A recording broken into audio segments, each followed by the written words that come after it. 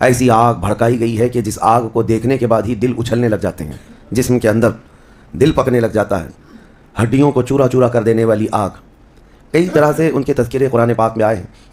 جب جہنم کو قیامت کے دن لایا جا رہا ہوگا تو وہ اپنے اندر ڈالے جانے والے جہنمیوں کو دیکھ کر چنگھاڑ مارے گی، آواز کرے گی، جہنم کیا ہے اور اس سے آزادی مل جانا کیا یہ آسان چیز ہے؟ کیا یہ ایک نارمل چیز ہے جس کو سننے کے بعد کسی کو خوشی نہ ہو؟ پہلے تو یہ پتہ ہونا چاہیے کہ یہ جہنم ہے کیا۔ اگر اس کے صفات اور اس کی تمام چیزیں بتا دیے جائیں تو جینے میں کڑواہٹ آ جائے۔ جبرائیل امین علیہ الصلاۃ والتسلیم نے حلفیہ طور پر اللہ کے نبی صلی اللہ تعالیٰ علیہ وسلم سے ساری چیزیں بیان کی ہیں۔ جہنم کے طبقات کیا ہیں، اس کی وادیاں کیا ہیں، اس کے عذابات کیا ہیں۔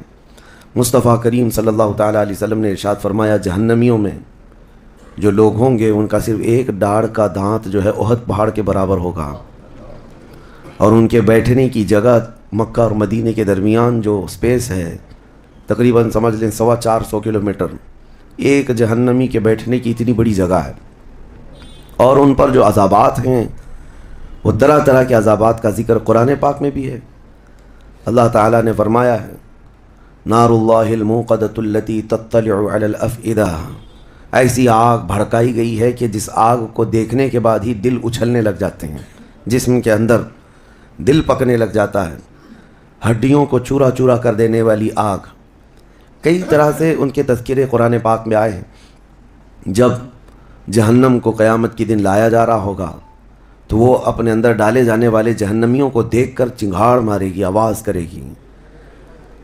کہ قرآن پاک میں اللہ تبارک و تعالیٰ یوں ارشاد فرماتا ہے، اذا رأتهم من مکان بعید سمعوا لها تغیظا وزفیرا، جب جہنم اپنے اندر آنے والوں کو دور سے دیکھتی ہے تو خوب تیز آواز میں چیخ مارتی ہے، اور اس کی چیخ سارے لوگ سنتے ہیں۔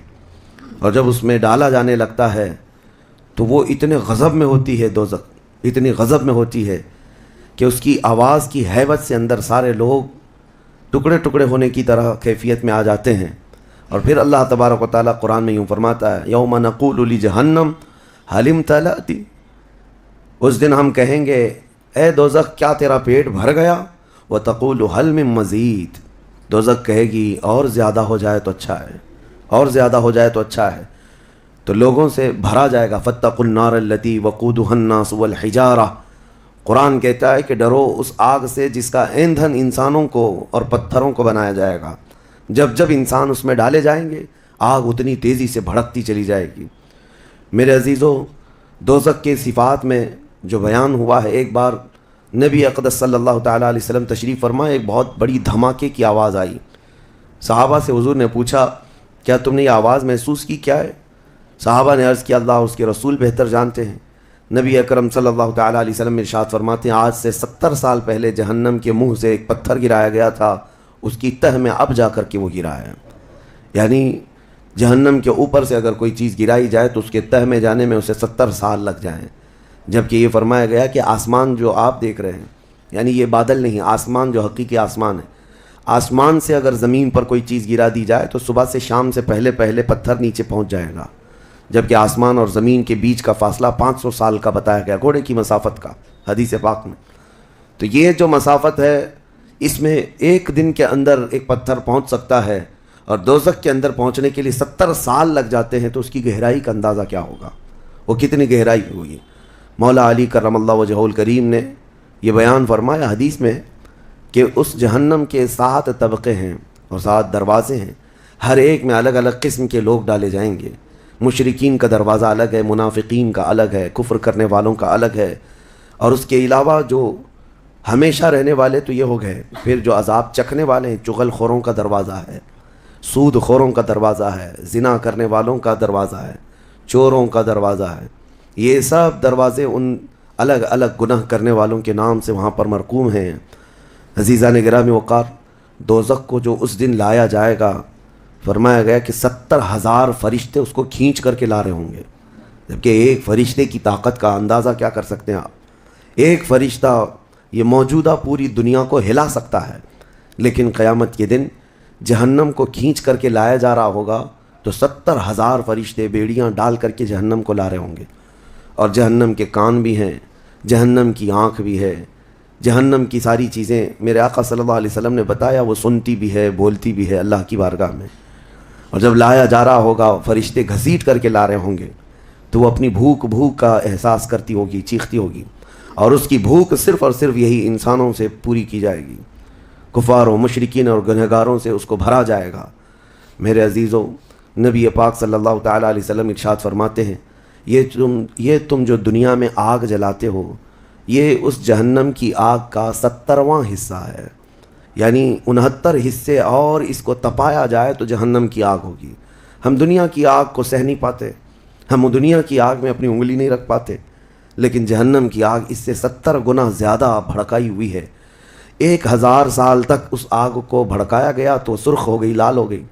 پھر حدیث پاک میں ہے دوبارہ اس آگ کو 1000 سال تک بھڑکایا گیا تو وہ آگ سفید ہو گئی۔ پھر 1000 سال تک اس آگ کو تپایا گیا تو وہ کالی ہو گئی۔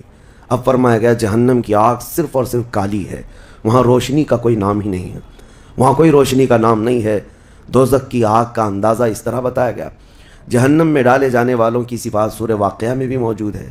اللہ کریم نے فرمایا کہ جب وہ جائیں گے اصحاب الشمال ما اصحاب الشمال فی سموم و حمیم و ظل من یعموم لا بارد ولا کریم۔ جب ان کو ڈالا جائے گا، یہ بائیں جانب والے، کیا بائیں جانب والے تم کیا جانو، وہ ایسی خطرناک ہواؤں میں ہوں گے وہاں پر۔ اچھا، 3 طرح کا عذاب بتایا گیا ہے، ایک آگ کا عذاب، ایک دھوئیں کا عذاب، اور ایک ٹھنڈ کا عذاب بھی ہے۔ ٹھنڈ کا عذاب یعنی ایسی برفیلی جگہ کہ جو ہڈیوں کو گلا دیا کرتی ہے، وہ عذاب بھی وہاں پر ہے۔ زمہریر اس کو قرآن میں فرمایا گیا۔ تو وہاں ایک دخان بھی ہے، اللہ تعالیٰ نے فرمایا دھواں کا عذاب، جس سے دم گھٹتا ہے، جس سے سانس نہیں لے سکتا آدمی۔ یہ تینوں طرح کے عذاب ہیں۔ کھانے کے لیے تھوہڑ کا ایک درخت، تھوہڑ اس کو کہا گیا، شجرۃ الزقوم، یہ کانٹے دار ایک درخت۔ جب جہنمی بھوک کی شدت کا احساس کر رہے ہوں گے کہ ہمیں کچھ کھانا دیا جائے، تو ایک کانٹے دار درخت ہے جس کو تھوہڑ کا پھل کہا جاتا ہے، وہ دیا جائے گا۔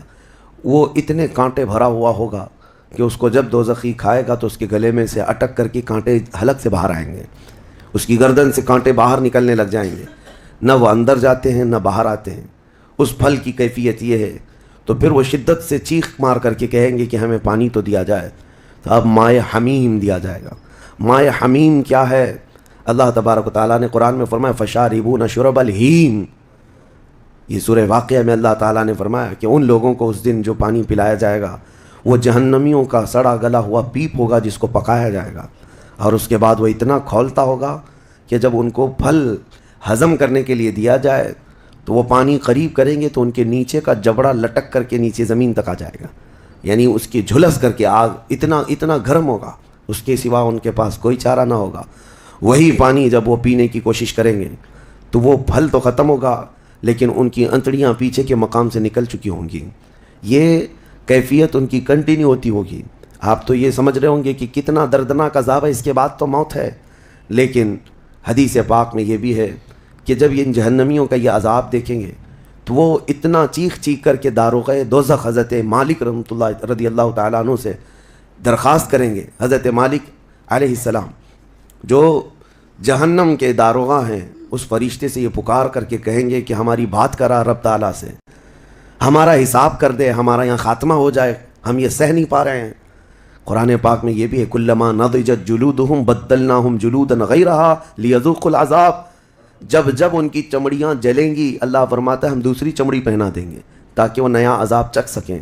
حضرت کعب احبار رضی اللہ تعالیٰ عنہ فرماتے ہیں 1 گھنٹے میں 70 بار چمڑی بدلی جائے گی، 1 منٹ سے بھی کم ٹائم میں ان کی چمڑی بار بار بدلی جائے گی تاکہ وہ نیا عذاب چکھ سکیں۔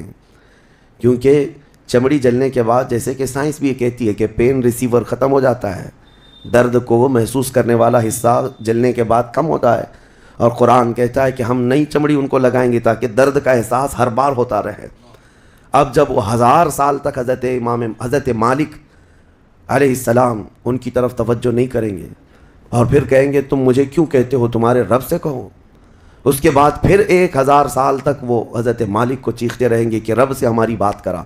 حضرت مالک اللہ کریم کی بارگاہ میں کہتے ہیں اے رب العالمین، دوزخ میں پڑے ہوئے ان تمام جہنمیوں نے تجھے پکارا ہے، تو ان کا فیصلہ فرما دے۔